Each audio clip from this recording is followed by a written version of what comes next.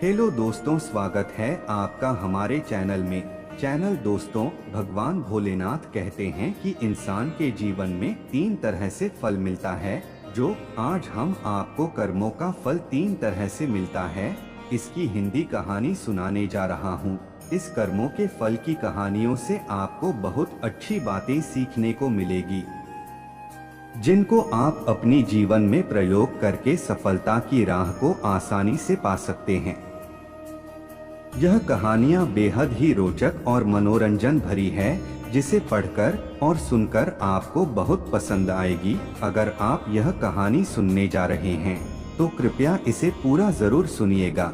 इस कथा को बीच में आधा अधूरा छोड़कर जाने की गलती मत करिएगा, क्योंकि इस पवित्र कथा को बीच में आधा अधूरा छोड़ देने से आपको पाप भी लग सकता है।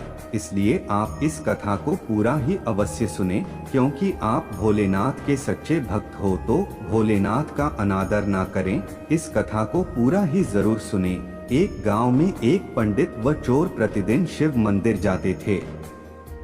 एक दिन चोर को मंदिर के द्वार पर सोने की अशर्फियां मिली और पंडित के पैर में लोहे की कील चुभ गई।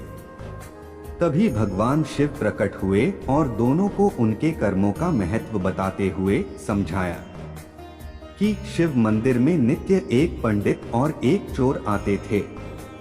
पंडित अत्यंत भक्तिभाव से शिवलिंग पर फल और दूध चढ़ाकर पूजा करता था। वहीं बैठकर शिवस्तोत्र का पाठ करता था और घंटों श्रद्धा से शिव का ध्यान करता। और दूसरी ओर उसी शिव मंदिर में एक चोर भी प्रतिदिन आता था।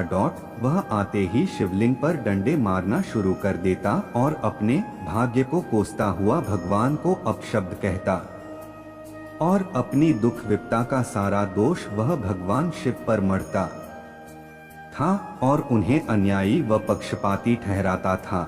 फिर एक दिन पंडित और चोर दोनों ही साथ ही मंदिर में आए और अपने प्रतिदिन की प्रक्रिया दोहराई। काम भी दोनों का साथ ही खत्म हुआ और दोनों का साथ ही बाहर आना हुआ। तभी चोर को द्वार के बाहर आने से सोने की अशर्फियों से भरी थैली मिली और पंडित के पैर में एक लोहे की कील से गहरा घाव हो गया। अशर्फियां मिलने से चोर को अत्यंत प्रसन्नता हुई, लेकिन पैर में गहरा घाव होने के कारण पंडित बड़ा दुखी हुआ और रोने लगा। तभी भगवान शिव वहां प्रकट हुए और पंडित से बोले, पंडित जी, आज के दिन आपके भाग्य में फांसी लगनी लिखी थी, किंतु मेरी पूजा करके अपने सत्कर्म से फांसी को आपने केवल एक गहरा घाव में बदल दिया। इस चोर को आज के दिन राजा बनकर राज सिंहासन पर बैठना था, किंतु इसके कर्मों ने इसे केवल स्वर्ण मुद्रा का ही अधिकारी बनाया। जाओ अपने कर्म करो। दोस्तों, अपना भाग्य निर्माता मनुष्य स्वयं ही होता है।